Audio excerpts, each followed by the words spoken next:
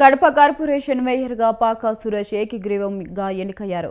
కార్పొరేషన్లో 47వ కార్పొరేటర్గా ఉన్న పాకా సురేష్ను మేయర్గా కార్పొరేటర్లు బండి నిత్యానందరెడ్డి, సఫీ ప్రతిపాదించారు. మేయర్ ఎన్నిక ఓటింగ్లో 38 మంది కార్పొరేటర్లు పాల్గొన్నారు.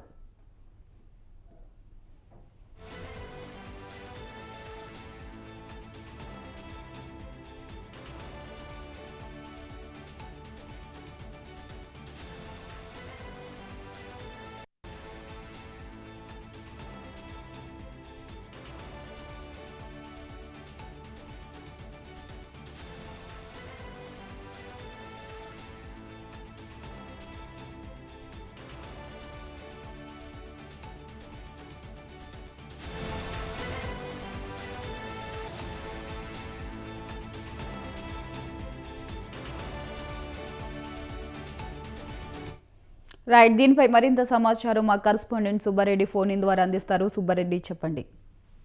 వైశాలి, కడప మేయర్కు సంబంధించి జరిగినటువంటి ఎన్నిక ఏదైతే ఉందో దీనికి సంబంధించి 47వ డివిజన్ కార్పొరేటర్ గా ఉన్నటువంటి పాకా సురేష్ ను ఏకగ్రీవంగా ఎన్నుకోవడం జరిగింది.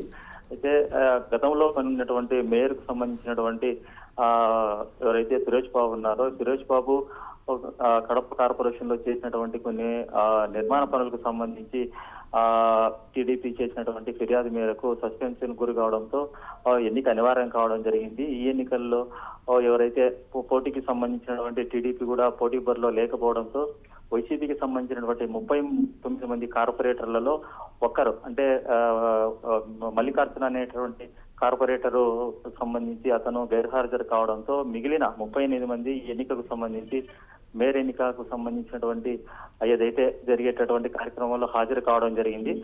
ఈ ఎన్నికకు సంబంధించి పోలింగ్ ఆఫీసర్ గా జాయింట్ కలెక్టర్ అదితి సింగ్ నేతృత్వంలో జరిగినటువంటి ఈ ఎన్నిక ఏదైతే ఉందో దీనికి సంబంధించి పాకా సురేష్ ను మిగిలిన కార్పొరేటర్లందరూ బలపరిచినటువంటి నేపథ్యంలోనే పాకా సురేష్ 47వ కార్పొరేటర్ కు సంబంధించినటువంటి పాకా సురేష్ ను ఏకగ్రీవంగా ఎన్నుకోవడం జరిగింది.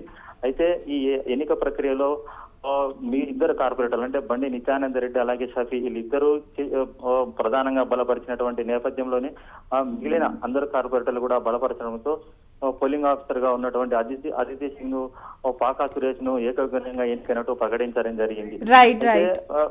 దీనికి సంబంధించి పూర్తిగా ఏదైతే ఎన్నికకు ఎలాంటి అవాంఛనీయ పోలీసులు భద్రత ఏర్పాటు చేయడం జరిగింది. Right, thanks for the updates.